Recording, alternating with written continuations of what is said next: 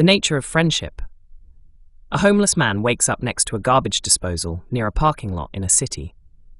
What day is it? A homeless man thinks to himself as he opens his eyes. As he looks around, he sees a sign for a bagel shop. The man walks over to the bagel shop and takes a seat to avoid the smelly garbage disposal.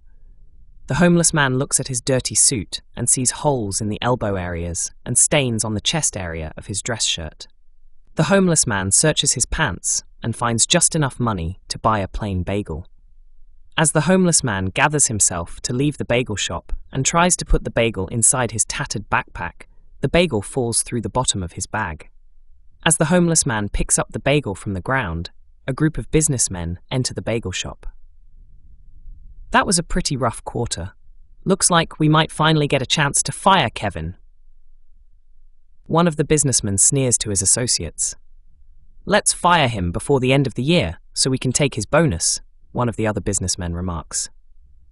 The homeless man accidentally bumps into one of the businessmen. Hey, watch where you're going, the businessman exclaims as he wipes the dust off his business coat. You aren't from around here, are you? One of the businessmen sneer at the homeless man. I don't want any trouble, the homeless man exclaims.